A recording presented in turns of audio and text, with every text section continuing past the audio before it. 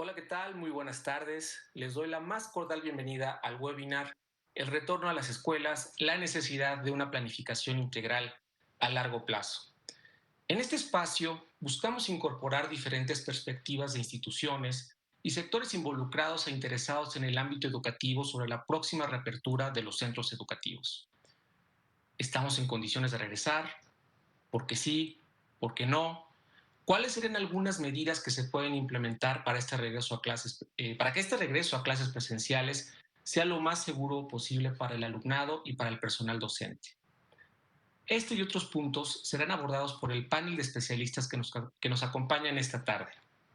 Saludo a la audiencia del canal del Congreso que nos están sintonizando por el canal 45.1. También saludo a quienes nos siguen por el Facebook Live del Instituto Belisario Domínguez. A continuación les voy a explicar cuál es la mecánica de este webinar. Tendrá un máximo de 15 minutos en una primera ronda y posteriormente habrá una segunda en la que podrán dar un posicionamiento final y tener la oportunidad de responder algunas preguntas que nos estén llegando mediante el chat del Facebook Live.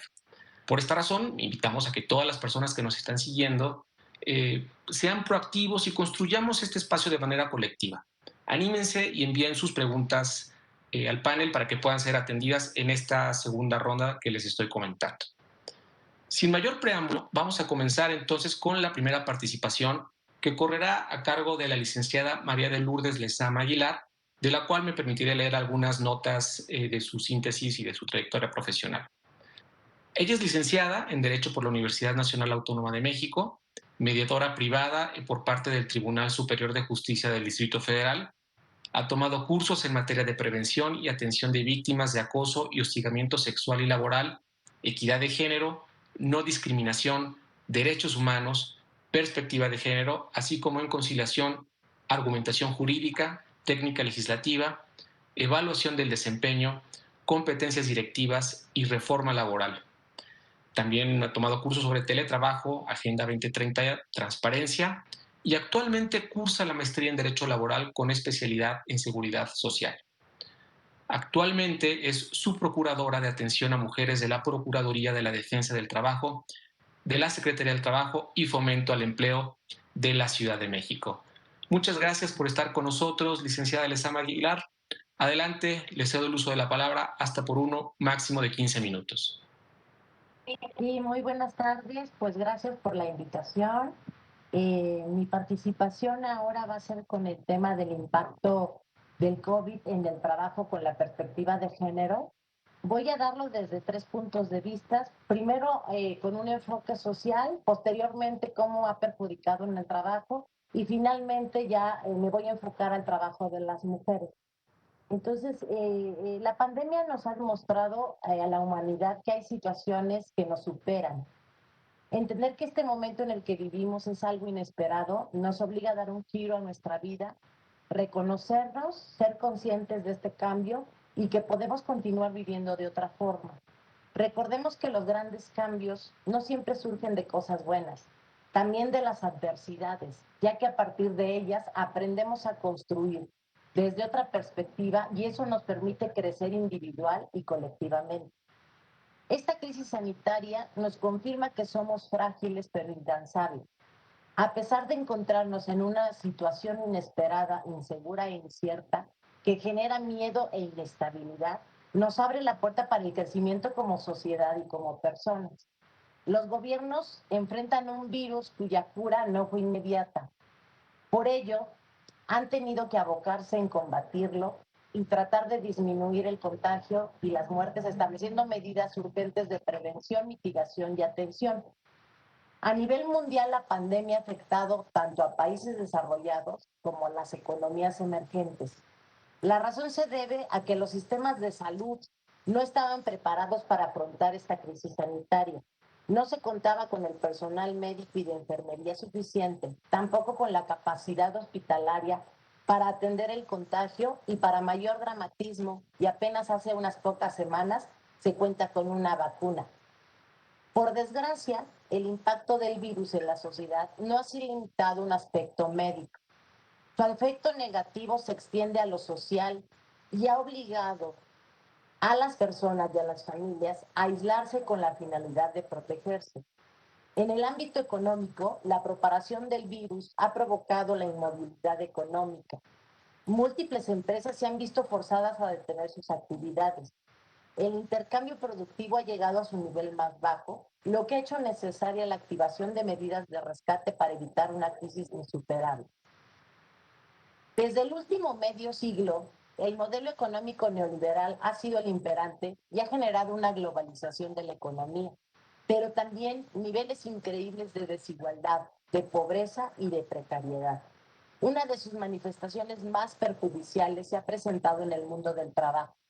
Seguir las reglas de la economía han convertido al individuo en agente de consumo y en víctima de la explotación laboral, ya que el trabajo se ha guiado por intereses económicos y no de justicia, provocando bajos salarios, condiciones de trabajo poco ventajosas y paulatino aislamiento del trabajador. Bajo estas circunstancias, el mundo no solo se ve afectado en la salud pública, la violencia, la inseguridad, sino también en el trabajo, aspectos que a nivel económico y social ponen en peligro los medios de vida a largo plazo y bienestar de millones de personas. En este sentido, la OIT y sus mandantes, que son gobierno, trabajadores y empleadores, tienen un papel decisivo en la lucha contra el brote, pues han de velar por la seguridad de las personas y la sostenibilidad de las empresas y los puestos de trabajo. El impacto de la pandemia sobre la actividad económica en México ha sido muy significativo. Podemos identificar 4 etapas, o más bien identifico yo 4 etapas. La primera, que abarcó el primer trimestre de 2020, supuso el cierre de las fronteras de varios países y la cancelación de vuelos a nivel mundial, lo que provocó una disminución de las actividades turísticas, así como el inicio del confinamiento en países asiáticos y europeos. Impactó los procesos productivos asociados a las cadenas globales de valor de algunos sectores manufactureros. En la segunda etapa se suspendieron todas las actividades consideradas como no esenciales, la llamada Jornada Nacional de Sana Distancia, situación que desaceleró la economía del país. Esta decisión inevitablemente afectó a varios sectores manufactureros y de servicios, que debieron cerrar temporalmente para garantizar el distanciamiento social. Esta fase tuvo su manifestación más importante en los meses de abril y mayo, aunque en varios sectores se extendió incluso hasta el mes de junio. A finales de mayo, algunos sectores importantes como la minería, la construcción y las industrias automotriz y aeroespacial pasaron de ser considerados como actividades no esenciales a ser definidas como esenciales. La reapertura de estos sectores a partir de junio fue en un inicio relativamente limitado, derivada del hecho de que fue necesario hacer ajustes y preparativos logísticos para garantizar condiciones de sanidad apropiadas en los centros de trabajo. La tercera fase inició en el mes de julio. Estuvo definida por un proceso de reapertura lento y gradual, debido a los contagios que estaban en niveles elevados y al temor de un rebrote de la enfermedad. En esta etapa ya hablamos de una nueva normalidad, en la que varias actividades económicas seguirían afectadas y que posiblemente no podrían regresar a sus condiciones previas. La cuarta fase es en la que nos encontramos actualmente, con el descubrimiento de la vacuna, su implementación a través del Plan Nacional de Vacunación, la entrada del semáforo verde, el ingreso a las escuelas y a los trabajos con la posibilidad de elegir asistir o no de manera presencial. Uno de los rubros más afectados por la pandemia, como ya señalamos, ha sido el del trabajo. En la Ciudad de México, de acuerdo con los datos de la Encuesta Nacional de Ocupación de Empleo, nueva edición, se informó para el primer trimestre de este año una tasa de desocupación del 7.4%. El impacto del COVID en el trabajo de las mujeres ha confirmado las desigualdades de género, que son consecuencia de las creencias y perspectivas tradicionales, prejuiciosas y discriminatorias que se tienen tradicionalmente sobre el papel que deben ocupar las mujeres en la sociedad. En este contexto de crisis, los recursos escasean y las capacidades institucionales se ven limitadas, lo que genera que las mujeres enfrenten situaciones desproporcionadas que las sitúan en condiciones de vulnerabilidad. El mundo del trabajo no es una excepción. Como trabajadora, profesional, técnica, la mujer ha sido discriminada, menospreciada y aislada. Su esfuerzo no se ha medido con la misma vara que con la que se ha reconocido el esfuerzo masculino. Los obstáculos para la mujer siempre han sido mayores que para el hombre, si de sobresalir se trata. Es común escuchar descalificaciones, micromachismos que disminuyen sus capacidades por ser madre, esposa o ama de casa, cuando debería de ocurrir lo contrario. Estamos en un momento en el que la mujer es profesional y madre, es técnica y ama de casa, es empleada y esposa. Y pareciera que eso no generara en su favor un reconocimiento por ser capaz de combinar las labores domésticas y familiares con lo laboral, sino hasta un grado de reprobación y censura por ser capaces de transitar en dos terrenos muy complejos, el mundo del trabajo y el del hogar. En ese escenario que describo, el desafío es doble: proteger las conquistas en materia de igualdad de género alcanzadas en las últimas décadas por las vías del activismo y la legislación, y continuar superando los obstáculos que todavía se interponen para disminuir las brechas de desigualdad y la resistencia a construir equidad en el trabajo. En las últimas décadas, la incorporación de las mujeres en la fuerza de trabajo ha sido masiva. Sin embargo, la desigualdad persiste. Es un problema estructural que aún no se combate de raíz. Seguimos fomentando creencias arcaicas sobre el papel de las mujeres y de los hombres en la sociedad, haciendo una división sexual del trabajo y evitando la vinculación adecuada entre los géneros. La pandemia del COVID-19 ha reafirmado la centralidad de los cuidados en las mujeres, quienes antes de la pandemia dedicaban el triple del tiempo que los hombres al trabajo de cuidados no remunerado. Esta situación se ha visto agravada por las medidas de confinamiento y distanciamiento social adoptadas para frenar la crisis sanitaria. La nueva normalidad supone la puesta en marcha de cambios importantes en la forma de escolarización y trabajo, salud y protección social, en la socialización en general. El cuidado de personas y de hogares en México recae principalmente en las mujeres. Estas asumen en promedio 39 horas semanales de este trabajo no remunerado.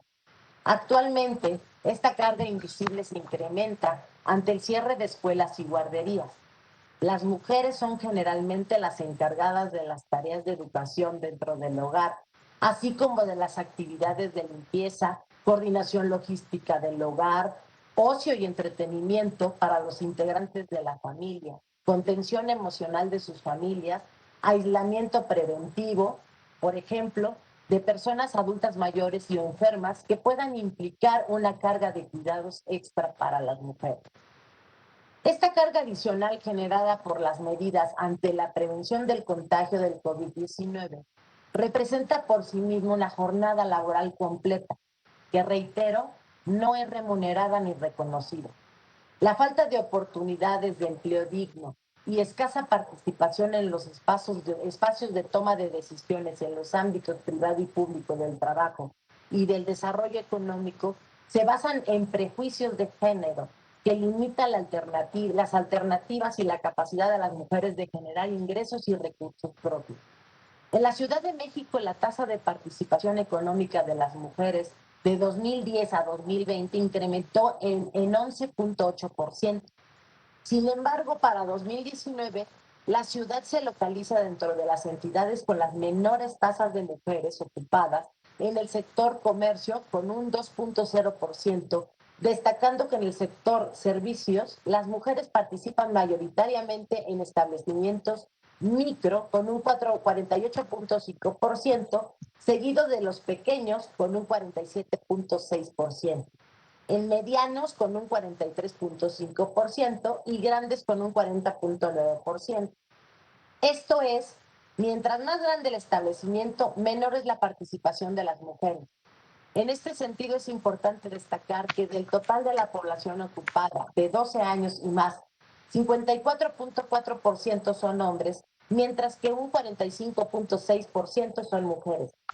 Lo anterior resulta relevante si se considera que los datos de la ENOE al tercer trimestre de 2020 señalan que los hogares con jefatura femenina ocupada son 5.201.265.000, mientras que los hogares con jefatura masculina ocupada son 19.547.508. Lo anterior impacta de forma diferenciada entre mujeres y hombres, particularmente en el tipo de accesos a servicios públicos de salud, prestaciones laborales y sin duda en el tipo de ingresos que perciben mujeres y hombres. Es importante recordar que a partir de 2019 se consideró que la participación económica de las mujeres disminuyó respecto de los años censales anteriores, situándose en un 43.1%, aun cuando el número de establecimientos en la ciudad aumentó con 456.201 para 2019. Por ello, resulta indispensable considerar qué acciones públicas son pertinentes para garantizar empleos dignos para las mujeres de la ciudad, particularmente aquellas que se encuentran desocupadas, considerando que las brechas salariales entre mujeres y hombres son persistentes y que son una ruta fundamental para garantizar el logro de su autonomía económica y prevenir diversos tipos y modalidades de violencia. En este sentido, ya para concluir, me gustaría señalar que, un segundo, la pandemia nos dejó de manifiesto que el trabajo de la mujer es imprescindible en todos los sectores, en el hogar, en los centros de salud, en las instituciones, en la empresa privada, y no obstante, no ha recibido el reconocimiento social y laboral por sus esfuerzos continuos y permanentes, sino un grado ominoso de invisibilidad. Hasta que no seamos capaces como sociedad de ver lo que tenemos frente a nuestros ojos y cambiar los problemas por soluciones y los errores por aciertos, podremos reconocer a la mujer en su justa dimensión, como parte fundamental de la comunidad social, como persona igual en derechos y obligaciones frente al hombre, y digna de todo reconocimiento y libertad para decidir sobre sí misma. En estas circunstancias, la construcción de la perspectiva de género debe enfocarse en cerrar las brechas de desigualdad, en generar una verdadera igualdad ante la ley y reconocer la diferencia entre hombres y mujeres para distinguir los valores y principios y virtudes sociales y políticas que cada género representa. Retomo la idea principal. La pandemia demostró que la humanidad no está preparada para enfrentar todos los retos, pero sí para reaccionar ante la adversidad. La construcción de una nueva normalidad supone la edificación de un nuevo sentido de solidaridad y fraternidad sociales, donde la generosidad y el respeto sean las virtudes que guíen la actividad humana, tanto en el ámbito público como en el privado. Muchísimas gracias. Muchas gracias, subprocuradora. Indudablemente pone en esta primera intervención uno de los aspectos centrales de la pandemia, como es que todos los efectos que ha tenido no han visibilizado la desigualdad estructural. A veces se ha enfatizado mucho más la desigualdad estructural en términos socioeconómicos, pero la interseccionalidad con la desigualdad en términos de género también es muy importante ponerla sobre la mesa, porque las estadísticas que nos compartió con las cifras recientes de la ENOE establecen que fue la mujer quien tuvo una mayor consecuencia en este aspecto económico, en pérdida de empleo.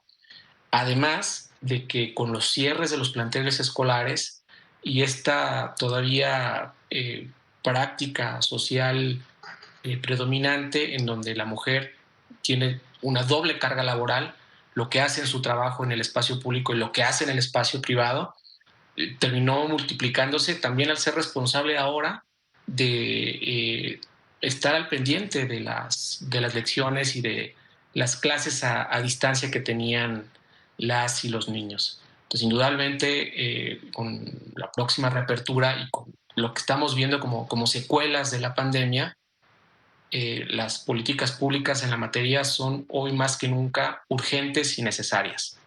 Veamos a ver si en la segunda intervención podemos abordar un poco más sobre ese tema. A continuación, el Le tocará el turno a la licenciada Luz Helena Borbolla, mejor conocida como Gonis. Ella es licenciada en Mercadotecnia por el Instituto Tecnológico de Monterrey y tiene además otra licenciatura en Educación Preescolar por Ceneval. Ha emprendido varias empresas, dentro de las cuales se destaca Semillas, institución educativa, en donde un equipo de adultos interesados por la educación trabaja con niños en edad preescolar usando el sistema Montessori. También en esta última coyuntura ha sido una entusiasta activista en redes sociales con el hashtag Abro mi escuela.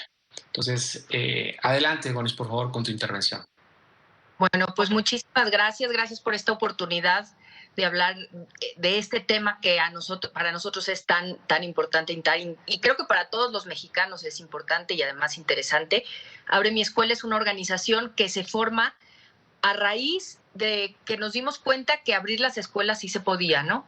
Y bueno, hoy nos alegra saber que el discurso ya no está sobre si hay que abrir las escuelas o no hay que abrir las escuelas. Hoy el discurso ya cambió, ¿no? Las escuelas hay que abrirlas, ahora el cuestionante es cómo las abrimos y cuándo las abrimos, ¿no? Ya el llamado está hecho para el 7 de junio, para aquellos que estén listos. Sin embargo, a pesar de que vemos la luz al final del túnel, nos está costando trabajo llegar hasta ahí, ¿no?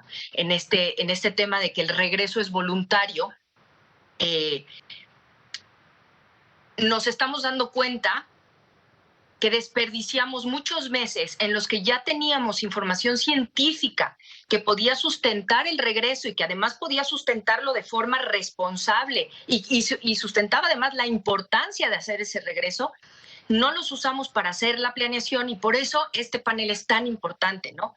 Habla de la planificación integral a largo plazo. Yo le agregaría a corto, a mediano y a largo plazo. A mí me parece que necesitamos empezar a planear desde el principio con mucho más contundencia. Como digo, ya la conversación está ahí, pero nos encontramos bajando información a todo vapor para un regreso un tanto apresurado el 7 de junio y como con teléfono descompuesto, ¿no? En una misma zona, en un mismo estado, unos inspectores dicen una cosa, otros inspectores dicen otra, unas escuelas dicen una cosa, otras dicen otra. La información como que no faltó un poco de la planeación que ustedes están proponiendo y que se me hace tan importante. Empezamos a hacer la pregunta a la comunidad, ¿quieren regresar o no quieren regresar? Y la comunidad regresa con la respuesta de ¿a qué vamos a regresar? ¿A qué me estás invitando a regresar si no tengo claro cómo se ve el regreso? Y entonces la respuesta tiende a ser, pues no sé, o no estoy seguro, o no, pero cuando en realidad ya Lourdes señaló con todísima claridad la importancia y la necesidad de hacer ese regreso, porque la brecha para las mujeres, para los niños en la educación, para México, se está haciendo cada vez más grande, ¿no? Entonces, esta planeación tiene muchísimas implicaciones, ¿no? Creo que ya a todos nos quedó claro, me encantó como dijo Lourdes, hay que continuar viviendo de otra forma. Necesitamos encontrar un diseño diferente para las escuelas. ¿Qué implica? Las vamos a tener que reinventar. Tenemos que sacarnos de la cabeza la idea que teníamos de la escuela como la conocíamos y vamos a tener que participar todos los actores. Siento un poco que nuestras autoridades están avanzando sin la participación tan clara de los padres de familia, sin invitarlos, sin preguntarles. Ese acercamiento que para una planeación que cubra todas las necesidades se me hace súper importante. Entonces, tenemos que reinventar la educación, tenemos que incluir a todos los actores, necesitamos saber todos como comunidad, o sea, este es un momento de crisis en el que tenemos que tomarnos de las manos y necesitamos hacer sacrificios y concesiones. La educación no va a volver a ser la que conocíamos. Entonces, yo quisiera que mi hijo fuera todo el día, todos los días. Pues sí, en este momento eso no es posible. ¿Cuándo va a ser posible? No sabemos. ¿Qué sí es posible? Vamos a construir sobre lo que sí podemos lograr y lo que sí podemos hacer. Hay que hacer diseños versátiles. Cada escuela en alguna entrevista, y no me acuerdo quién se lo oí, pero me gustó muchísimo, dijo que es una operación de bisturí y no de machete. No podemos dar una instrucción general y esperar que se aplique igual para todas las escuelas de todo México. Nuestro país es enorme y tiene realidades diferentes a lo largo y a lo ancho. Entonces, necesitamos hacer diseños versátiles, pero sobre todo necesitamos hacerlo en comunidad. Necesitamos trabajar autoridades, padres de familia, maestros, todos juntos sobre el propósito de cómo sí abrir las escuelas, ¿no? Los comités de salud que propone la Secretaría de Educación son una maravilla. Hay que aprender a usarlos. Los comités de salud están conformados por padres de familia y miembros de la comunidad educativa interna, los maestros y los directores, y además están coordinados por nuestros inspectores. Eso es de una riqueza gigantesca. Hay que aprovecharlos, pero hay que darles tareas específicas a los padres de familia que vayan más allá de ve a pintar y a limpiar. Hay que ser claros y eso es la planeación que yo creo que en este foro de la que estamos hablando y que se hace tan importante, y bajar esa planeación, porque tampoco sirve que se planee en la parte alta de la Secretaría de Educación y se baje esa planeación tan abruptamente, ¿no? Necesita más acompañamiento. Los inspectores necesitan más información y más acompañamiento. Los maestros necesitan más información y más acompañamiento. Y los padres de familia igual, para que la decisión del regreso se pueda hacer de manera armoniosa, generosa y todos tomados de las manos. Otra cosa que a nosotros nos parece muy importante es que se ha estado midiendo los logros alcanzados por Aprende en Casa, no, más bien el funcionamiento de Aprende en Casa, pero no hemos visto que se dé una medición de los logros de los alumnos y un rediseño de los contenidos en base a los logros de los alumnos. Y hay que olvidarnos si funcionó Aprende en Casa o no funcionó Aprende en Casa. Si funcionó, qué padre que funcionó. Vamos a ver en dónde están nuestros niños hoy, los que se pudieron conectar y los que no se pudieron conectar, cómo tenemos que diseñar los nuevos contenidos para que estos niños puedan enfrentar el siguiente grado escolar, que además se va a presentar, porque ya lo estamos viendo, de diferente manera que como lo conocíamos. Entonces vamos a tener que aprender a aprovechar las horas más, porque quizá van a ir a la escuela menos horas de lo que estaban acostumbrados a ir. Entonces, ¿cuáles van a ser los contenidos esperados, los aprendizajes esperados que vamos a enfatizar para el siguiente ciclo y para que los niños se vayan emparejando, ¿no? Y eso, más que nada, Abre mi Escuela se pone a la disposición de las autoridades. En todos los estados tenemos representatividad y estamos dispuestos a trabajar en equipo con un ánimo de vamos planeando el cómo sí abrir las escuelas de manera responsable. Porque como todos sabemos, y eso también vale la pena resaltarlo aquí, el regreso seguro, 100% seguro, no existe. El riesgo cero no nos lo garantiza nadie. Hay que saber que existe un riesgo, pero está en nosotros el controlar ese riesgo. La mitigación de ese riesgo la podemos manejar nosotros. Y yo creo que con eso acabo mi participación inicial. Muchas gracias. Muchas gracias, licenciada Borbolla. Indudablemente pone también un aspecto que me parece muy interesante y pensaría que también las autoridades educativas lo están contemplando. O sea, en principio, jamás pensamos que esta pandemia durara tanto tiempo, ¿no? O sea, que las y los niños estuvieran alejados de sus planteles educativos, no solamente con esta dificultad de pronto muy real y muy medible de no poder conectarse a sus clases a distancia, sino también con todo este proceso de socialización que es muy formativo en la infancia temprana, ¿no? Con las relaciones sociales que se van estableciendo en el salón de clases. Y esto, la UNESCO ha hecho varios señalamientos sobre el déficit educativo en cuanto a habilidades sociales y de conocimientos que va a tener esta generación por un año en el cual se transformó completamente la manera en que estaban recibiendo la educación. Entonces, comenta Sgonis, la conversación cambió, ¿no? Ahora no es si abro o no abro, sino abro y cómo voy a abrir. Y lo que quiero subrayar es este aspecto que señalas, que habrá que hacer un diagnóstico de cuál es el estado actual de conocimiento que tienen las y los niños en los diferentes niveles educativos, porque sobre eso se va a trabajar. No podemos pensar que no sucedió nada, que el programa de Aprende en Casa fue exactamente lo mismo que un aula de clases, pero con base en diagnósticos diferenciados que atiendan la diversidad regional, sociocultural del país. A partir de ahí tratar de poder ir solventando los déficits que se hayan generado en mayor medida en diferentes niveles educativos en las diferentes entidades federativas. Entonces, ante ese fenómeno tan complejo, indudablemente la respuesta tendrá que ser multisectorial. Veamos si en la última ronda también podemos hilar un poco al respecto.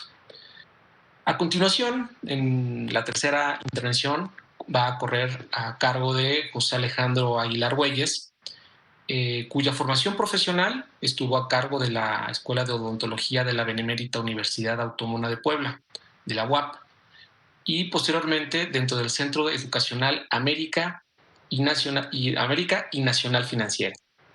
Es presidente de la Asociación Estatal de Padres de Familia de Puebla y vicepresidente de la Asociación Nacional de Padres de Familia. Alejandro, adelante, por favor, hasta por 15 minutos.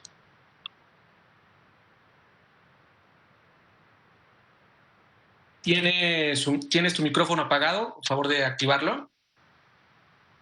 Muchas gracias. Nada más hacer una precisión. Soy el presidente de la Asociación Nacional. Acabo de tomar el cargo y estoy al frente de ella. Pues antes que nada, pues buenas tardes a todos y todas. Agradecer al Instituto Belisario Domínguez del Senado de la República por la invitación a este webinar. Saludo muy respetuosamente a mis compañeros panelistas y compañeras, a la licenciada Luz María de Lourdes Lezama, a la licenciada Luz Helena Borbolla, al señor subsecretario doctor Juan Pablo Arroyo, un saludo, y por supuesto a todo el auditorio que nos sigue por la señal del Congreso. Si voy a utilizar una presentación, por favor.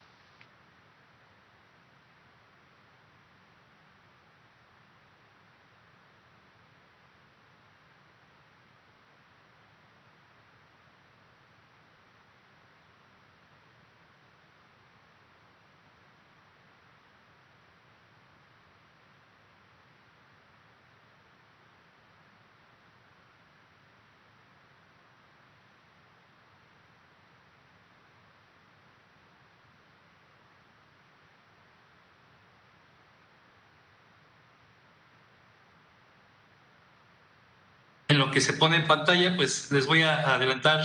Quisiera empezar diciendo quiénes somos y por qué intervenimos. La Asociación Nacional de Padres de Familia surge como figura jurídica por decreto presidencial publicado en el Diario Oficial de la Federación el 2 de abril de 1980. Eso es lo que hace que justifica que estemos tomando la voz de los padres de familia en su representación.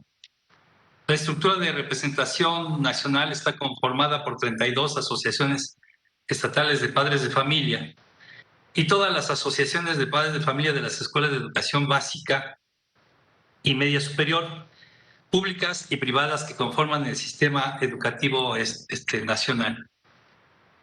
El requisito para formar parte de la mesa directiva nacional y estatal de padres de familia es ser madre o padre de familia de alumnos de educación básica y media superior y ser presidente o presidenta de una mesa directiva de la Asociación de Padres de Familia de la escuela en donde asisten sus hijos y esperar la convocatoria de la Secretaría de Estado e inscribirse al proceso de participación. Es así como nosotros justificamos. Y el objeto principal de las asociaciones de padres de familia es representar ante las autoridades escolares los intereses que en materia educativa sean comunes a los asociados, así como proponer ante las autoridades las medidas que se estimen conducentes para el mejoramiento de la comunidad escolar. En tal virtud, quienes integramos la Asociación Nacional de Padres de Familia, ante la inminente necesidad de la recuperación de la actividad educativa en nuestro país y las acciones en materia educativa que han sido anunciadas en las últimas semanas por parte de la autoridad federal, nos pronunciamos en el sentido de respaldar el regreso a las escuelas de los y las alumnas de educación básica y media superior de las escuelas públicas y privadas que conforman el sistema educativo nacional. Es necesaria la participación de toda la comunidad educativa para generar una cultura de prevención que permita enfrentar de forma más efectiva y eficiente cualquier situación de crisis. Coincido plenamente con quien me antecedió en la palabra. Hoy el discurso cambió también, no nada más la forma de vida. Es más la gente que coincide en que tenemos que regresar a clases porque si no, no sabemos a qué nos vamos a enfrentar. Entonces, sí es necesario un diálogo amplio a toda la comunidad educativa para proponer las recomendaciones pertinentes a la autoridad educativa que garanticen salvaguardar la salud de maestros de nuestros hijos y evitar la incertidumbre y miedos que genera información sin sustento de distintos actores de la sociedad.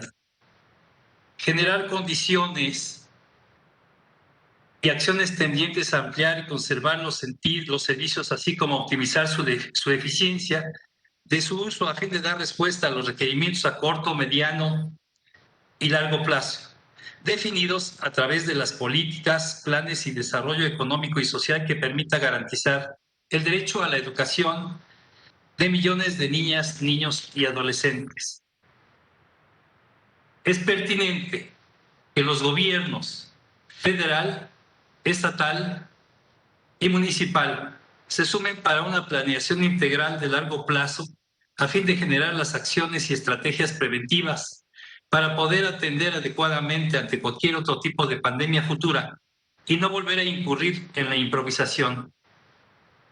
Con el retorno a la escuela, consideramos que es necesario e imperante observar y analizar los efectos de la pandemia, como son la crisis de aprendizaje por falta de conectividad y recursos, la deserción escolar, la orfandad, la demanda por servicio y espacio educativo ante el cierre de escuelas particulares, la violencia familiar, la explotación laboral de menores que al no acudir a clases y ayudar a sus padres en casa para llevar sustento, tienen que trabajar y son víctimas de explotación, para poder contrarrestar sus efectos.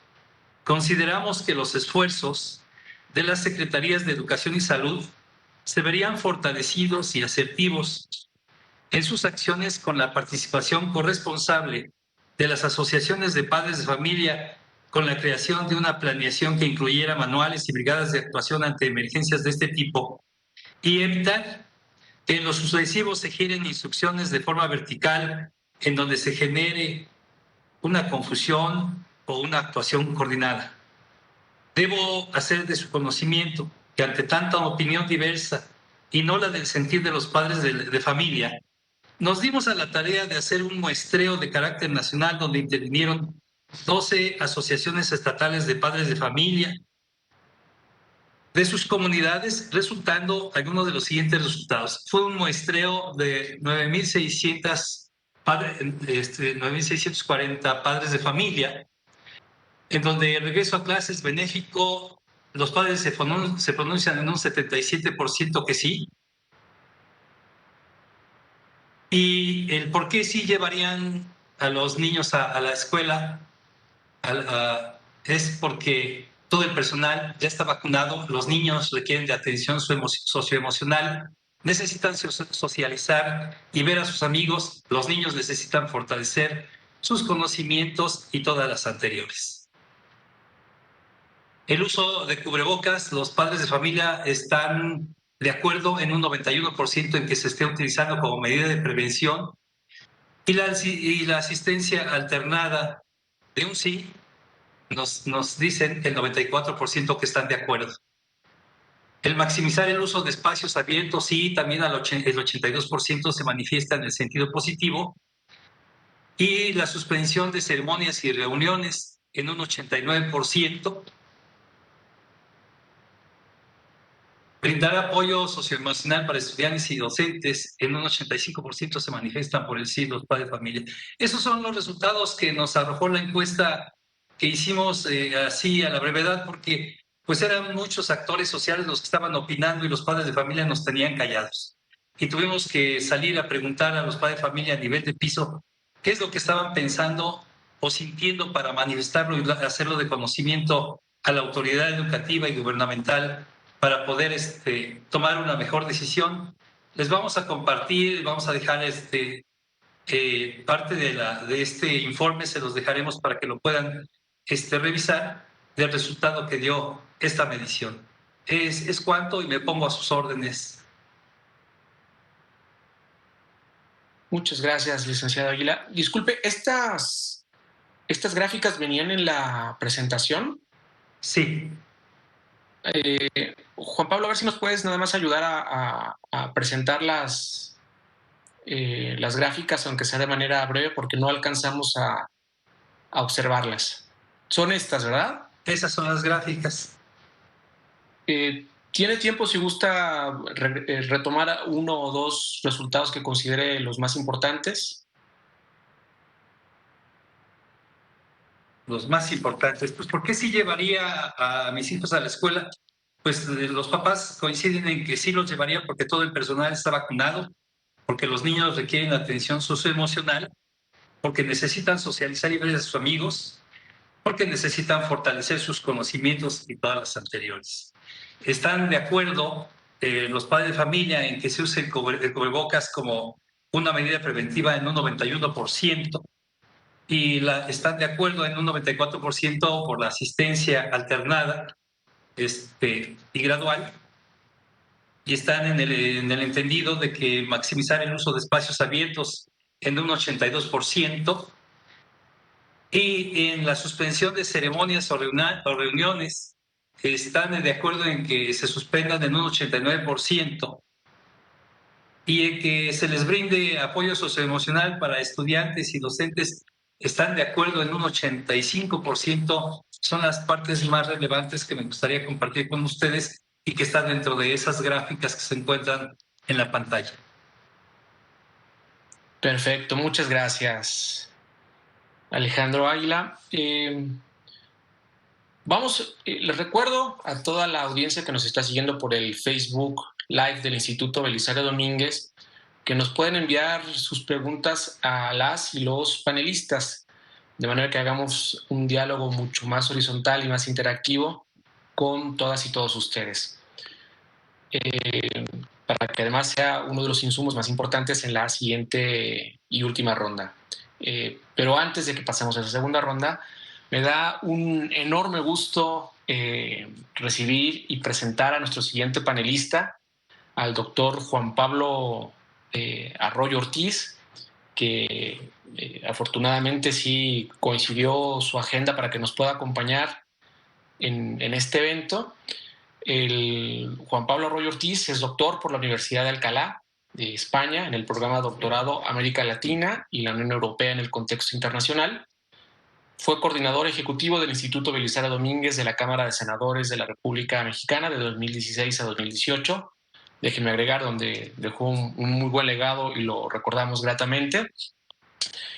También fue en la Secretaría de Educación Pública, coordinador sectorial del desarrollo académico de la Subsecretaría de Educación Media Superior de 2013 a 2015, y desde el 1 de diciembre de 2018 fue designado por el presidente de la República como subsecretario de Educación Media Superior de la Secretaría de Educación Pública. Muchas gracias, doctor Arroyo, por atender nuestra invitación y acompañarnos en este webinar. Tiene el uso de la palabra hasta por 15 minutos. Izcautli, muchas gracias. Muchas gracias a Juan Pablo, a todos mis ex compañeros del instituto. Cuando me llegó la invitación dije, desde luego tengo que participar, y aquí estoy. Se nos complicó un poco la agenda porque se firmó hace unos minutos, bueno, hace un par de horas, el convenio para regreso a clases con el dirigente del CENTE. Eso es una novedad que les traigo muy fresca. se firma con el concepto que también inventamos en media superior de las 3 Bs, verde, vacunación y voluntario. Ese convenio se acaba de firmar hace un par de horas, cosa que nos da mucho gusto porque ya hay una disposición del Sindicato Nacional y que esto se refleja en todas las organizaciones sindicales de la educación en el país. Yo quisiera aprovechar el tiempo, porque siempre es muy corto en estos paneles y en estos foros.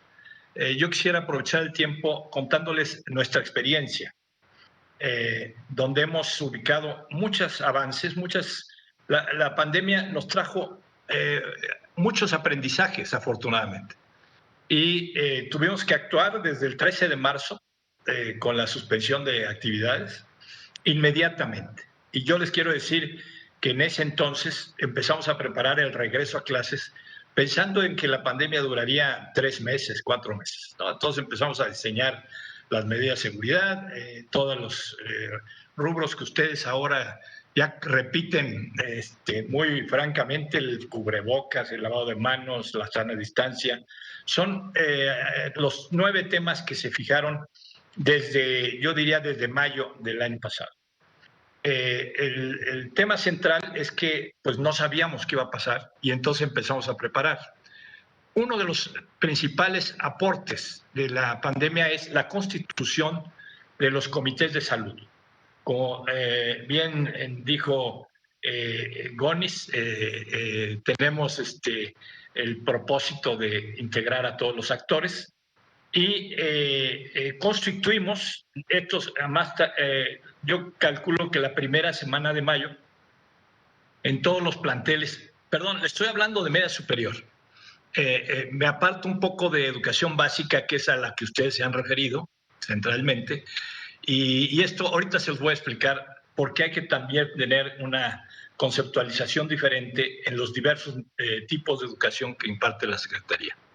Entonces, constituimos los comités de salud para efecto de instruirlos a los padres que se iban a incorporar, a los docentes que se incorporaban, a los administrativos que nos iban a ayudar al proceso y a los directivos. Y uno de los grandes aprendizajes fue el trabajo a distancia.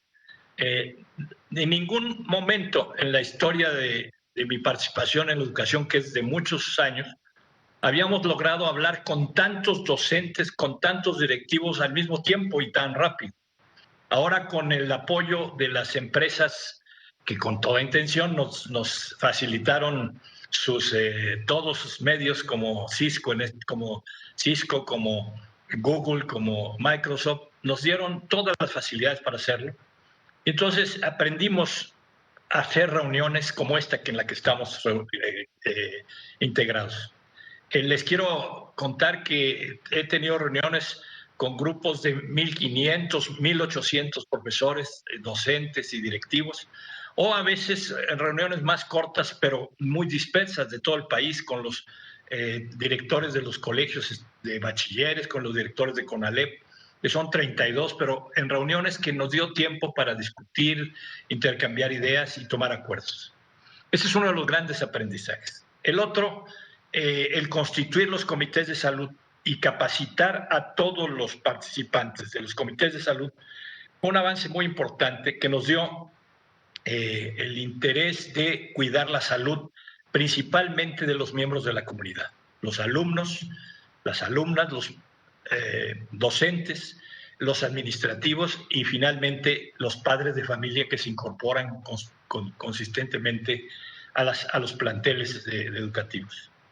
Pero quiero decirles que una de las cosas que demuestra y aprendimos de la pandemia es esta diversidad que es la educación. Si ustedes estuvieran en mi posición y dirían, pues vamos a hablar con los directores de los planteles de tecnológicas industriales en zonas urbanas, casi todas industrializadas o semi-industrializadas, tenemos un perfil de docentes, de planteles, de académicos muy peculiar. Pero les pongo el extremo, telebachillerato comunitario. En comunidades alejadas, servicios que se imparten cuando no hay un servicio de media superior a más de 5 kilómetros, donde van 3 docentes a trabajar con los chicos de manera permanente de lunes a viernes, con un programa específico que nos ha enseñado también a sobresaltar y subrayar los aprendizajes fundamentales. Esto se ha hecho desde 2013, lo logramos fortalecer y ahora tenemos una gran demanda de todos los profesores de telebachillerato comunitario, a veces medio radicales, prendiendo llantas en Palacio Nacional y cosas de esas, porque así es de diversa la educación. Los que prendieron ayer llantas en Palacio Nacional es un grupo como aproximadamente de 40 profesores de Chiapas, y como los atendimos y salió en la prensa, que luego me llamaron los de Zacatecas, los de San Luis, los de toda la República, ¿y por qué ellos los atienden y a nosotros no? Entonces ya tuve que poner en mi agenda pues grupos de profesores de telebachillerato, porque pues hay que atenderlos y hay que escucharles sus demandas y sus preocupaciones. Pero esta diversidad que se define por la ubicación territorial y geográfica, se hace más compleja por algo que hablaban hace un rato Lourdes, en el sentido de la gran complejidad que implica los niveles de diferenciación social. O sea, ustedes tienen en la Ciudad de México una gran cantidad de servicios, pero es muy diferente enseñar en Iztapalapa, en Milpalta, en la Gustavo Madero, en alguna colonia por ahí alejada, que enseñar en la colonia del Valle. O sea, les doy un ejemplo. El Colegio de Bachilleres tiene 20 planteles. El más demandado es el Matías Romero de la colonia del Valle. El menos demandado es uno que está en Iztapalapa, donde después del examen de Comipem se manda a todos los que no lograron lugar, ahí llegan. Obviamente, pues unos ni llegan, pues, porque los mandan tan lejos que es una problemática. Pero los chicos que están ahí tienen una gran diferencia de su historia de vida. Y esto nos es muy relevante y tenemos que aprenderlo y contemplarlo ahora que estamos tratando de darle educación a todos los jóvenes. Esta diversidad nos enseñó también a ver quiénes tenían servicio a Internet, quiénes tenían conectividad en su casa, y encontramos cosas muy importantes. El 83% de los alumnos se conectaban con sus profesores por medio virtual. El más utilizado era el celular. Muchos usaron computadoras, muchos peleaban por la computadora de la casa, se diferenciaban los horarios, pero 83% tenían una conexión, al menos temporal, con sus docentes y un contacto donde el docente podía encargar tareas o actividades a los estudiantes. El 17% no tenían contacto. Entonces desarrollamos toda una estrategia para hacer cuadernillos de trabajo, para que de manera impresa en las escuelas fueran a recogerlos los alumnos para poder aprender lo que necesitaban. En la pandemia, en mayo, teníamos que cerrar el ciclo en julio y teníamos que darles evaluación. Se les dio evaluación a todos los estudiantes. Y se abrieron la reglamentación escolar se flexibilizó. Era otro de los aprendizajes. La reglamentación escolar expulsaba a los niños y a las niñas. Entonces dijimos, no se puede expulsar porque se deben 2 materias. Todo aquel que deba materias puede cursarlos adicionalmente. Va a haber oferta de grupos para que los cursen. Y esto nos abrió una perspectiva muy interesante, porque fíjense que se habla del abandono escolar. En septiembre del año pasado, cuando se inscribieron para el nuevo ciclo escolar, logramos recapturar a una gran cantidad de alumnos. Tuvimos crecimiento en tercero y quinto semestre del 14 y 16% respectivamente. O sea, no solo se fueron, sino regresaron al servicio educativo. No digo a las escuelas, porque no había escuelas, pero se regresaron, se inscribieron, se apuntaron con sus profesores y empezaron a trabajar. Tuvimos dificultades con los chicos que venían de secundaria porque no traían la lógica y la dinámica que habíamos impuesto en los planteles de educación media superior. Esto nos diferencia de lo que se hizo en educación básica. A los chicos de secundaria que entraron les costaba mucho trabajo aprender todos los instrumentos que nos ofrecían los instrumentos virtuales y que en el trayecto se fueron aprendiendo. Les dimos capacitación a cerca de 225,000 docentes para usar todas las estrategias de grupo y de atención a grupos en línea y a distancia. Esto es un gran avance tecnológico que hemos logrado. Ahora el problema, ¿saben cuál es? Que tenemos un problema de conectividad en los planteles. Cuando regresemos a las escuelas, solo el 43% de las escuelas tienen un nivel de conectividad adecuado. Tenemos que el 80% de estos 43%, los docentes se cooperan o los padres de familia se cooperan para hacer las conexiones con empresas de Internet. El servicio que desafortunadamente, que ofrece la Secretaría y Comunicaciones es muy malo, tiene muy baja velocidad y no alcanza para que los docentes puedan atender esas actividades. Y ese es el que se manda a las zonas más distantes. Entonces ya emprendimos un proyecto para buscar aumentar la capacidad de Internet en estos lugares que están muy alejados. Pero mientras tanto, nos estamos dando cuenta que tuvieron mejor conectividad en casa que lo van a tener en los planteles. Entonces tenemos que buscar esta combinación que hemos llamado educación mixta. Los tecnólogos le dicen la educación híbrida. Nosotros creemos que es mixta porque tenemos que combinar lo que hacemos en la escuela con lo que hacemos en casa y hacer de la escuela un espacio más abierto, más amplio, de tal manera que nos lleve a entender que la educación no solo se hace en los salones cerrados. Y esto se les implica que los docentes tengan un cambio, porque en sus programas van a tener que definir cuáles son los conocimientos esenciales y cuáles son las estrategias didácticas y pedagógicas que van a hacer que el alumno pueda trabajar en casa y reportarle tal vez una semana, un día a la semana o 2 días a la semana de todo el ciclo escolar. De tal manera, esto va a hacer que el grupo tenga una nueva dimensión. El grupo no va a ser los 40 chicos sentados en un salón cerrado, sino va a ser la conexión con 40 niñas y niños que van a tener que tener trabajo en su casa y en la escuela.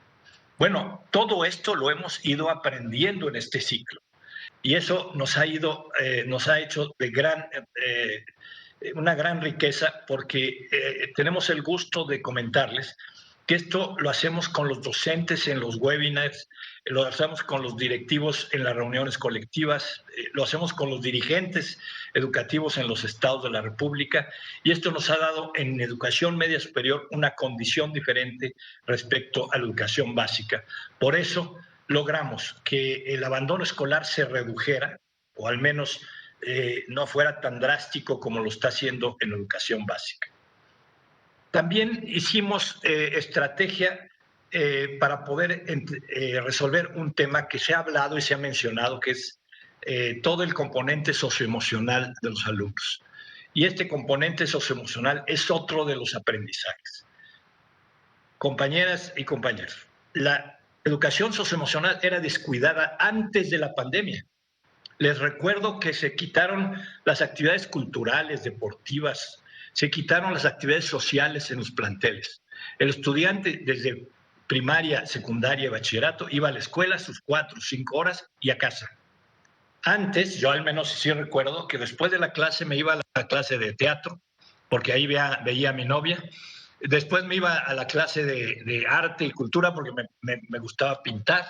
Y después iba a los concursos de oratoria o a los concursos de ajedrez, todo dentro del plantel. Y además teníamos, soy exalumno de la Prepa 6, teníamos una piscina y teníamos una cancha de fútbol, donde jugábamos los supermachos con los batiferias. ¿Qué es eso? Convivencia social y empatía entre los alumnos y entre los compañeros.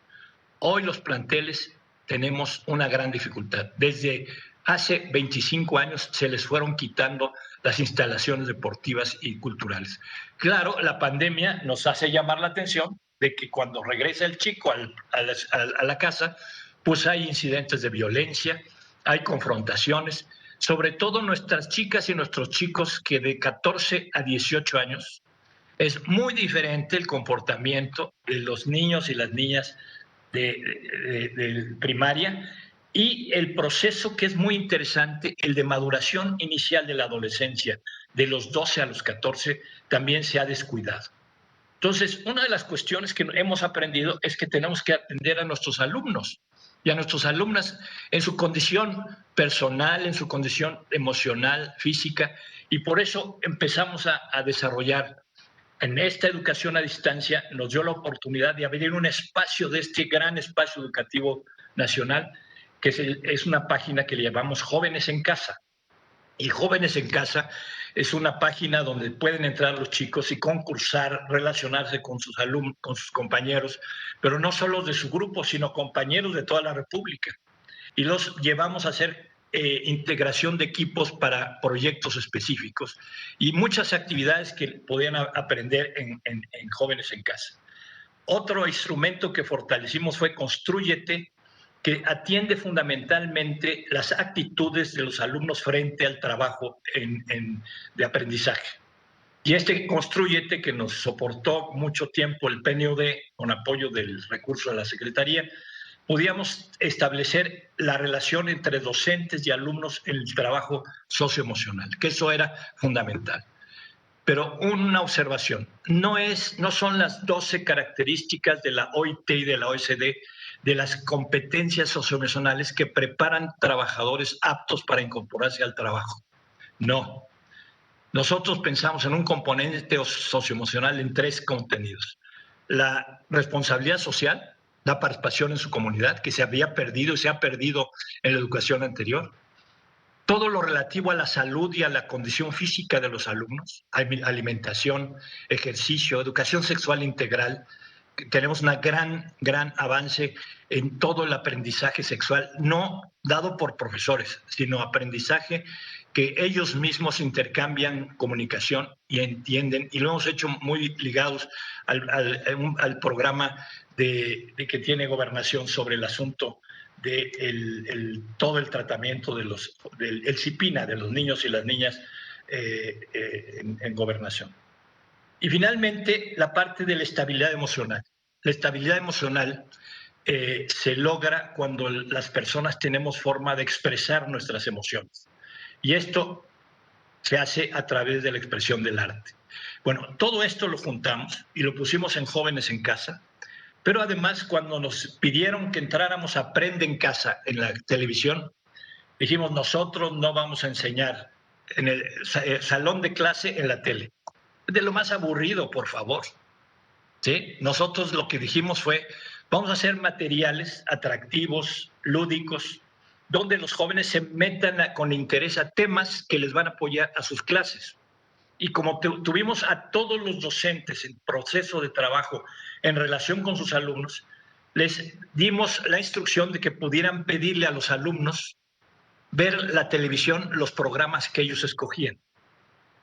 Pero tuvimos un problema. La televisión pasaba 1 hora el programa y lo quitaba. Entonces hicimos una batalla para poder disponer de los programas en YouTube. Y entonces cuando uno accede, y se los propongo que lo vean, accede a Jóvenes en Casa, hay una sección de todos los programas de televisión que se llama Jóvenes en TV. Y ustedes pueden ver ahí cosas bien interesantes que combinan de manera transversal el conocimiento de la historia, de la comunicación y de las ciencias. Y todo esto lleva al tratamiento del conocimiento, pero también lleva al conocimiento y a la práctica del componente socioemocional, que es muy importante y muy interesante desarrollar, y finalmente lleva al proceso de la disciplina del aprendizaje en las materias centrales, que son comunicación, matemáticas, conciencia histórica y lo que ahora es fundamental, la comunicación digital. Estos son los 4 soportes, las 4 columnas de lo que es el conocimiento en las ciencias sociales, las humanidades y las ciencias naturales. Entonces, esto, fíjense que lo aprendimos en el proceso de la pandemia y empezamos a trabajar ya con un proceso de cambio curricular que seguramente lo estaremos discutiendo con los docentes ahora que regresemos a las aulas, como un tema central. No queremos imponer una reforma desde arriba, sino queremos proponerles que este aprendizaje de la pandemia nos lleve a entender de manera diferente la educación. Con esto les dejo muchos temas. Ya casi me paso los 15 minutos, pero en la segunda intervención les hablaré un poco más de estos aprendizajes que hemos tenido en el proceso de la pandemia. Muchísimas gracias. Muchas gracias, doctor Arroyo. Pues con la noticia esta con la que abrió, ¿no? de la firma con el Sindicato de Educación, que era uno de los aspectos que se tenían también ahí pendientes sobre la apertura o no apertura. Creo que esto es una noticia que seguramente a muchas personas le da mayor certeza justo de esta acción de la reapertura. Y ahí está, nos está mostrando el doctor Juan Pablo Arroyo la firma de este convenio con la CENTE, ¿verdad?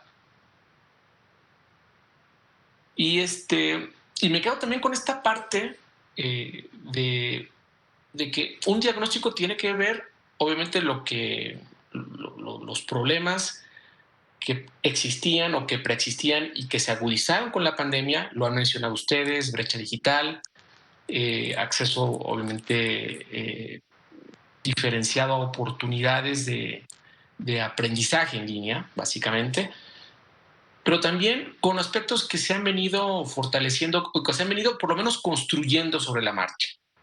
Tal vez no sean lo suficientemente sólidos, pero hay un avance del inicio de la pandemia a este momento en donde el personal docente y las y los estudiantes sí han aumentado sus capacidades digitales.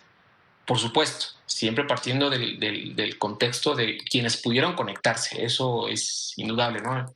Lo comentó el doctor Arroyo, o sea, 17% que no pudieron conectarse. Seguramente en educación básica esto pudo haber sido todavía mucho más notable. En las zonas rurales es todavía mucho más evidente esta falta de conectividad y el reto que implica ahora regresar a centros educativos con una banda ancha que pues no es tan ancha, ¿no? Que más bien es lenta, o que incluso no tienen una conectividad. Entonces, ¿cómo fortalecer, cómo darle continuidad a estas capacidades digitales, tanto en el personal docente como en el estudiantado, que son, me parece, también aspectos indispensables en la consolidación y en la construcción de cualquier sociedad del conocimiento? Vamos entonces, sin mayores preámbulos, a las preguntas que nos han llegado por parte de la audiencia del Facebook Live. Se las voy a leer. Ustedes tendrán la libertad de retomar aquellas que consideren más propias de su ámbito de actuación, para que entonces tengamos una segunda y última ronda, aproximadamente de 5 minutos, siguiendo el mismo orden de la primera ronda. Les leo las preguntas que nos están llegando, o que nos llegaron, mejor dicho. ¿Qué va a suceder cuando un chico tiene síntomas y no vienen por él sus papás? ¿Existirán filtros desde que sale de casa al entrar a la escuela y hasta que entra al aula? En cuanto a alumnos de educación media superior, ¿son más susceptibles de contagio que los niños de básica, tomando en cuenta las estadísticas y las edades? ¿Cuáles serían las estrategias a seguir en este caso? Hay muchos saludos, muchos comentarios. Déjenme, les comparto que este ha sido uno de los webinars más vistos en pandemia, lo cual habla de la relevancia del tema. Nos hemos mantenido con un número muy alto. Otras preguntas: ¿qué parámetros tomarán para cancelar el regreso a clase? Ya sucedió en el estado de Campeche. ¿Qué garantía hay de que en las escuelas las personas, imagino todas las personas involucradas, actúen de manera responsable? Una pregunta que me parece toca un poco el aspecto emocional que mencionó en su intervención el doctor Arroyo. ¿Cómo un docente puede trabajar la resiliencia en grupo? ¿Cómo poder enfrentar estos problemas socioafectivos que se tuvieron durante la pandemia en el retorno a clases? Algunas valoraciones sobre el aspecto de la conectividad. mencionando que desde su perspectiva ha sido mucho más baja de lo que se ha señalado, y básicamente serían esas las preguntas que nos han llegado. Les reitero, pueden retomar alguna, las que consideren, para poder elaborar un posicionamiento final en esta segunda intervención de aproximadamente 5 minutos. Adelante, su procuradora Lezama, sería su turno. Ok, bueno, en realidad no es un tema en el que yo sea experta en el tema de la educación, mi tema es el trabajo y las mujeres. Sin embargo, sí puedo opinar porque, bueno, soy mamá, tengo personas, mujeres con las que platiqué precisamente respecto del regreso a las clases, ¿no? ¿Cómo va a ser? Pues bueno, yo creo que aquí lo que comentaban los otros ponentes, las otras, y también la ponente, en que hay que considerar varios aspectos importantes. No es lo mismo un sector económico, social, que se encuentra con una determinada, en una determinada circunstancia que otros sectores de la población. O sea, si bien es cierto que fue un reto el incorporarnos anteriormente durante la pandemia a tomar las clases en línea, al teletrabajo, establecer medidas precisas y reglas y todo, pues ahorita el regreso a clases también implica el establecimiento de reglas precisas en todos los sentidos, ¿no? O sea, yo tengo un joven, un adolescente, pero finalmente pues sí, le he platicado con él, le he sugerido que pues bueno, hay que estar con cubrebocas, no intercambiar alimentos, no intercambiar utensilios de los útiles y todo esto, ¿no? Que finalmente pues bueno, pueda generar algún tipo de contagio, obviamente sin miedo, nada más con responsabilidad y respeto. Creo que eso es lo que tenemos que tratar de fomentar en las chicas, los chicos, las niñas, los niños, independientemente de la edad, porque bueno, es fundamental generar una conciencia social. O sea, este es un problema de todas y de todos, en el que debemos de participar activamente, como lo había comentado ya en algunas palabras que señalé. Pues bueno, este es un trabajo colectivo, o sea, definitivamente donde debe de haber conciencia plena y donde afortunadamente, pues bueno, con la campaña de vacunación, pues al menos, digo, si nos contagiamos será de menos gravedad, o sea, lo cual no significa que no haya contagio, pero yo creo que podemos tomar las cosas ya con mayor calma. Además, considero que, pues bueno, efectivamente el regreso a clases es fundamental, o sea, no hay como lo presencial, aunque yo les voy a decir que para mí la pandemia no fue tan mala, ¿no? ¿Por qué? Porque pude realizar otras actividades que no hago de manera general por estar aquí en la oficina. Yo creo que finalmente el hecho de poder vivir una realidad nueva, una realidad que ya es nuestra, que eso es indudable, de que pues, no vamos a regresar a lo anterior, y qué bueno. Yo creo que esto nos permite avanzar como sociedad en todos los ámbitos, en todos los sectores, y que por lo tanto, pues obviamente exista un crecimiento eh, pues de todos como personas, como seres humanos, ¿no? Y que utilicemos las herramientas que tenemos pues para lograrlo. Ahora, como comentaba hace un rato, hay personas que se encuentran en situación de vulnerabilidad y que pues obviamente el acceso a la educación, el acceso a la alimentación, a la salud, pues no es el suficiente, ¿no? Entonces, pues en eso es en lo que hay que centrarnos, o sea, todos los planes y programas de igualdad, de salud, pues van encaminados precisamente en incorporar todo esto en la educación. O sea, estas iniciativas, el tema de cuidados por responsabilidad, bueno, los derechos de las niñas, los niños, etcétera, pues todo esto es parte de la educación, ¿no? Y pues bueno, ese sería, digamos, una opinión en general, porque bueno, como te digo, yo en específico, ahorita con el retorno a la escuela, pues bueno, ya hablé un poquito sobre el aspecto de las mujeres y el trabajo, ¿no? Que finalmente pues es un mayor trabajo cuando estamos trabajando en casa, y aparte pues el trabajo con los hijos, y también cuando trabajamos fuera pues es el triple la jornada. Sin embargo, pues yo pienso que desde la escuela, ahorita precisamente motivar más. O sea, este no es un tema nuevo, lo mismo que el teletrabajo, ¿no? Sino o que el uso de las TIC tampoco es algo nuevo, pero ahorita se le dio una mayor, o sea, ya hubo una mayor difusión, pero no todas y todos tenemos acceso a estas alternativas. Entonces, pues bueno, hay que trabajar en la conciencia social, hay que trabajar en los programas de educación, pues para precisamente fomentar la igualdad, fomentar los derechos humanos y toda esta conciencia y los protocolos de salud para que continuemos pues evitando un rebrote, etcétera, ¿no? Y pues obviamente las niñas y los niños, la verdad es que los jóvenes son bastante conscientes, yo lo he visto, a veces hasta más que uno, ¿no? Aún y con la edad, yo tengo un sobrinito que tiene 7 años y dice, yo no me voy a cortar el cabello porque no me quiero contagiar. Entonces ya trae la greña del libro, no, pues está bien, ¿no? Y anda con su cubrebocas y se lava las manitas, mi hijo también muy consciente. O sea, yo creo que es parte de eso, la educación tiene que ver con eso, ¿no? Si generamos conciencia en el alumnado y obviamente en todos nosotros como padres de familia, pues yo creo que esto va a ir a muy buen término, ¿no? Muchas gracias, licenciada Lourdes Lezama. Toca el turno de la intervención de Gonis Borboya. Adelante. Bueno, con mucho gusto. La verdad, dijiste las preguntas tan rápido que no las tengo tan claras, pero las que alcancé a pescar se las puedo responder de acuerdo a lo que yo sé. ¿Qué pasa si no vienen por un niño que presenta síntomas?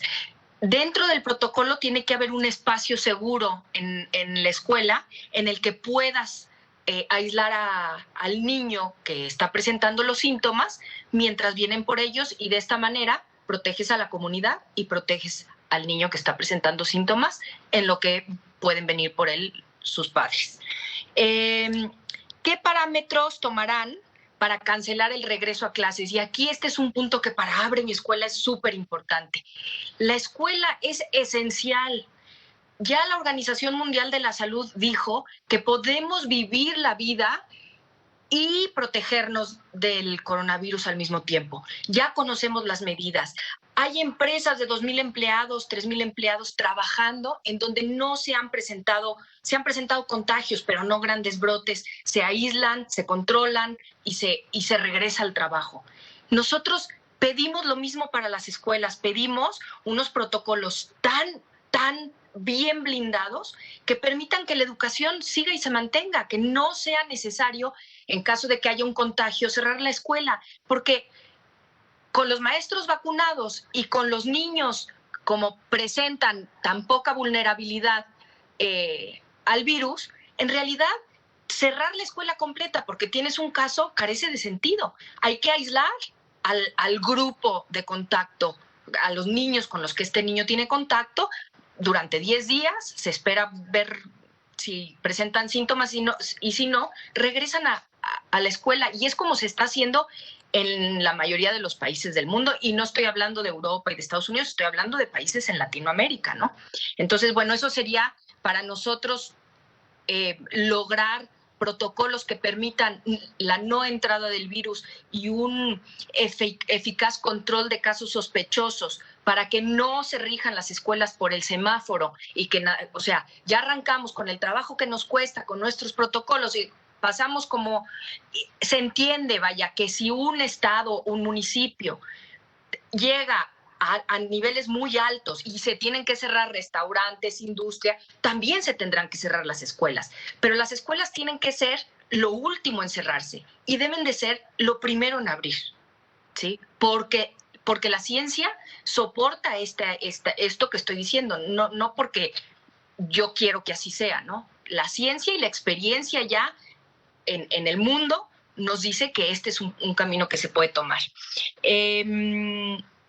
¿Cómo vamos a asegurar que nuestras comunidades se comporten responsablemente? Y ahí se me hace que Lourdes le pegó varias veces al tema. Necesitamos hacer comunidad, necesitamos confiar unos en otros y comprender que de todos depende el bienestar de cada uno y que nos vamos a tener que... Y de los maestros, de los inspectores, depende generar este compromiso de comunidad, que no es que se dé fácil, pero hablaba yo de los comités de salud que son valiosísimos, pueden apoyar para que no sea solo responsabilidad del maestro o del director, sino que entren al quite también los padres de familia. Este es nuestro protocolo, tú no lo estás respetando, querido padre de familia. ¿Qué vamos a hacer el resto de la comunidad para que este padre de familia respete el protocolo que entre todos establecimos? Porque para eso es el comité de salud.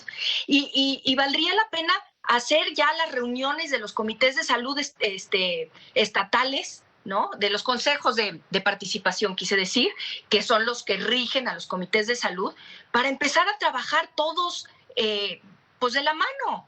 De verdad, Lourdes lo tocó varias veces. Es el momento de hacer comunidad y de comprender que la educación hoy no depende nada más de los maestros o de la SEP, depende de todos. Todos tenemos que entrar al quite y todos tenemos que trabajar. Y esas son las que pesqué. Muchas gracias. Al contrario, Gonis, muchas gracias a ti. Vamos entonces con el turno de licenciado Alejandro Aguilar Bueyes. Adelante, por favor. No se le olvide activar el micrófono. Muchas gracias. Coincido plenamente, creo que casi nos pusimos de acuerdo mentalmente para elegir casi las mismas preguntas. Y yo partiría de la siguiente base: no toda la educación es en la escuela. Todo parte desde el seno de la familia, en el hogar, de la corresponsabilidad de los padres de familia. La secretaria de Educación, la maestra Delfina Gómez, fue muy clara en el sentido de señalar el protocolo de actuación para el regreso a clases. Y nosotros hicimos el acuerdo y propusimos algunos puntos precisamente para ese regreso a clases, en el sentido de que cada quien asumiera la responsabilidad que le corresponde. Y una de esas, como para que garanticemos la actuación responsable de los padres de familia, no es ni siquiera la cuestión de conciencia, es cuestión de que, como dice Gonis, todos le tenemos que entrar. Es un tema que no es de gobierno ni de la Secretaría. El tema de salud es de todo el país, en donde todos le tenemos que entrar, salirnos y desmontarnos del discurso de terror y entrarle al discurso constructivo, en donde sumemos en lugar de restar. Y en ese sentido, yo creo que la corresponsabilidad de aceptar en principio el protocolo, que está muy bien claro y muy sencillo de cumplir, como que el primer filtro es en casa, el siguiente es a la entrada de la escuela y en el salón, no es nada gravoso ni pesado como para que los papás lo cumplamos. En ese sentido, nosotros estamos haciendo exhortos vía las redes para que se cumpla con el protocolo y que estaremos cuidadosos y observantes de que se respete y se cumpla. Precisamente también coincido por eso en el sentido de que debe de existir ya un diálogo amplio, sentarnos todos los actores en la mesa y decir, ¿qué viene? Las escuelas se tienen que abrir, lo comentábamos el día de ayer, en el sentido de que el gran motor de la reactivación económica interna del país es la educación, y si no se abren las escuelas, esto se sigue parando, frenando por todos lados, y vamos a seguir viviendo en el temor, en el pavor, sin saber a lo que nos vamos a enfrentar. Estamos dejándolo a la suerte, y como dice Gonis, tenemos que entrarle. Y no cerremos las escuelas, aislemos el grupo en donde está el foco rojo que se encendió y sea el que se aísle realmente, para que precisamente no cerremos la escuela y se empiece a generar el movimiento social tan necesario y urgente que está haciendo falta ya en el país. En el otro era la valoración en el aspecto de la conectividad. Yo creo que ese es un tema de deuda. Nos deben todas las administraciones hacia atrás en la cuestión de la conectividad. La falta de conectividad que hoy padecimos todos nuestros hijos como papás, desde el smartphone, la PC, la laptop, la tablet, y que el gancho de banda no era tan ancho, sino que era muy angosto, porque precisamente vivimos en un discurso de engaño. Entonces yo creo que hoy, precisamente, y gracias a que hemos estado metiéndonos en las declaraciones y hacer de lado a los que no tienen nada que opinar, más que denostar, y empezamos a recibir muchas propuestas, y hay tecnologías de punta en materia pedagógico-tecnológica que incluso abaten la necesidad del uso del Internet. Nosotros nos presentaron un producto que nos dejó impresionados, porque no es necesario el Internet, y como comentaba el doctor Juan Pablo Arroyo, en el sentido de bachillerato, en las plataformas que nos presentaron, que no son ni siquiera plataformas, le llaman ecosistema, pues los chavos, conforme van haciendo los trabajos que les dejan los maestros de tareas, pues no es necesario ni siquiera que entre el maestro en interacción con los alumnos, más que cuando es necesario, y todas las evidencias se van quedando ahí. Entonces, hay herramientas tecnológicas que desconocíamos y que están al alcance y que incluso nos atreveríamos a proponerlas como parte de esa alternativa de solución para enfrentar lo que resta en lo que nos hacen las nuevas carreteras o autopistas tecnológicas para poder tener la conectividad adecuada, que creo ya eso ya va caminando. Y el otro tema de la corresponsabilidad y qué parámetros para la suspensión de clases, pues también coincido con Goni, con todos prácticamente en ese sentido. Yo creo que tenemos que pasar del asombro y del susto a la acción y el enfrentamiento, porque si no, no vamos a saber de qué tamaño es este monstruo llamado COVID. Al fin yo cumplí con mis vacunas, salía al parque a correr con mis perros, toda la cosa, y nunca tuve ni siquiera un síntoma. Mis hijos, igual, y así lo vimos con muchos vecinos. Lamentablemente sí vimos como otros se nos adelantaron, pero no era el grueso de la cuestión educativa. Los chavos inmunes a todo esto. Y yo creo que era más la enfermedad basada o fortalecida en la parte mental de que nos predisponíamos a que nos íbamos a contagiar, que nuestros chavos nos pusieron el ejemplo. Ellos siempre nos lo han puesto. Ojalá no perdiéramos ese espíritu de niño que tenemos adentro para enfrentar esta amarga realidad que estamos viviendo y la logremos superar. Eso es mi participación en esta parte. Muchas gracias, Alejandro Aguilar Güelles. Y concluimos entonces con la intervención del doctor Juan Pablo Arroyo Ortiz. Adelante, por favor. Pues gracias. Yo quiero decir que firmo lo que dijo Gonis, lo que dijo Lourdes y lo que dijo José Alejandro. Estoy de acuerdo, o sea, como que estamos en una misma corriente, en una misma intención. Quiero decirles que yo estoy saliendo, ayer me dieron de alta del COVID y logré superarlo porque tenía la primera vacuna y entonces no me fue tan mal en la familia. Mi esposa y yo la tuvimos y nos cuidaron las hijas que se fueron de casa y nos dotaban de alimentos y todo lo que son esas medidas. Entonces eso es parte de la colaboración, del interés que la familia debe tener también en el aprendizaje de las nuevas cosas. Les quiero nada más comentar, estando de acuerdo con todos ustedes, que hay que corregir una cosa. No hay que regresar a clases el 7 de junio. Hay que recuperar la escuela primero. Y primero, ya que recuperemos la escuela, porque tenemos a los docentes vacunados y a los administrativos vacunados y a los directivos vacunados, ellos sí pueden estar en la escuela incluso con semáforo amarillo. Tienen que cuidarse de cómo se trasladan de la escuela a la casa, pero yo los veo en las calles de la Ciudad de México sin cubrebocas o sea, y ahora se están preocupando porque la escuela no sé qué, no sé qué. Entonces, yo creo que lo primero que hay que hacer es recuperar la escuela, porque hay que protegerla, hay que cuidarla, hay que ver, hacer una primera evaluación de qué queremos cambiar en la escuela, porque tenemos que tener una escuela diferente, una escuela abierta, amplia, que se relacione con la comunidad. Ya no es más la escuela que se cierra al mediodía, sino hay que ver cómo concebimos una escuela con participación a través de un concepto que desarrollamos durante la pandemia, que es los centros comunitarios de aprendizaje, donde los adultos puedan ir en la tarde, puedan ir en el trayecto del día, actividades que les van a ser muy susceptibles para integrar más la comunidad y recuperar el principio de responsabilidad social. Ese es el primer tema. El segundo, ya que recuperemos la escuela, la decisión de las acciones que se deben de tomar son del Comité de Salud y del Comité de Participación Social de la escuela, donde el director debe ser el líder. ¿Por qué? Porque tenemos muchas condiciones diferentes. Hay unos que están en amarillo, otros en verde, otros en zonas. Yo conozco zonas de áreas rurales que nunca dejaron de estar en la escuela. Cerraron el acceso a cualquier gente y siguieron con sus actividades normales. El tema eran los profesores que venían de afuera, pues no los dejaron pasar. Y los profesores que vivían en el municipio, esos se ocuparon de la escuela. Y eso es en municipios en Guerrero y en Oaxaca, que ellos tomaron medidas de organización social para tomar medidas de seguridad sanitaria. Bueno, ¿quién tomó la decisión? Una comunidad actores de la comunidad que tomaron sus decisiones y protegieron su condición de comunidad y de salud. Entonces, el centro de recuperar la escuela es que además no vamos a regresar a las clases tradicionales, no van a, como lo dije hace rato, los 40 alumnos en las 40 bancas, sino el docente tiene que desarrollar iniciativas para conectarse con sus alumnos de manera diferente, y entonces la escuela va a ser el centro de operación de una nueva actividad abierta y amplia. Tercero, el asunto socioemocional.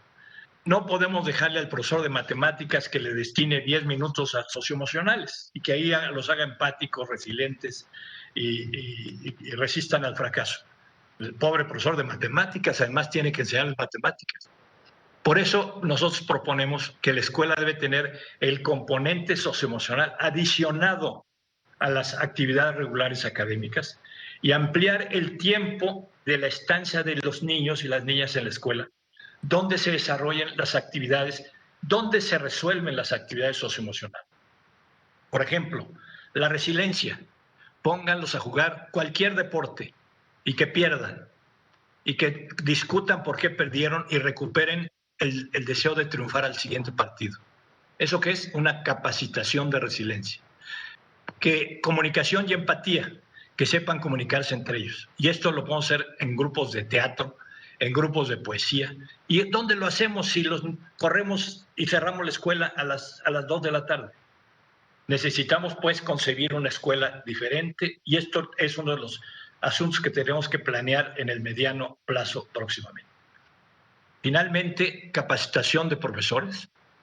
Es fundamental que el docente no asuma que regresa a lo mismo. Creo que ha sido muy útil el aprendizaje digital, el aprendizaje de las condiciones de aprendizaje a distancia, las formas de evaluación diferentes a través de la demostración de evidencias, no solo de cuestionarios de memoria, y la captación para ver cómo la experiencia, y eso lo estamos ya practicando en media superior, la experiencia es más útil que la memoria. La experiencia repetida lleva a que uno guarde en la memoria las cosas importantes. Y si se lo pone al profesor a repetir el tabla de los elementos químicos de memoria, quiero si alguno de ustedes me diga si se acuerda de ellos. Pues no nos acordamos de la tabla de los elementos. ¿Por qué? Pero yo saqué 10 en química, ¿no? Y ahora, ¿y para qué me sirvió? Entonces, mejor estamos trabajando con la Fundación Mario Molina para desarrollar una experiencia de aprendizaje a través de la experiencia con los elementos que el alumno tenga en su casa. Ahí tiene experiencia de medio ambiente, de cambio climático, de fenómenos químicos, físicos y biológicos, pero hay que conducirlo a ellos y no darle las definiciones y abrirle el espacio para que él pueda tener a través de la comunicación digital el acceso al conocimiento. El conocimiento está disponible, ya no es más el profesor el único que lo tiene. El conocimiento está disponible, hay que enseñar al alumno y al profesor fundamentalmente a hacer preguntas para ver dónde está la solución de los problemas. Esto nos ayudaría a tener un concepto diferente y a tener niños y niñas diferentes en el futuro. Y eso es lo más importante, eso es lo que tenemos que darle atención para que sean niños y niñas capaces de aprender por siempre, aprender a aprender de por vida. Ese es mi planteamiento para cerrar. Muchas gracias, doctor Arroyo.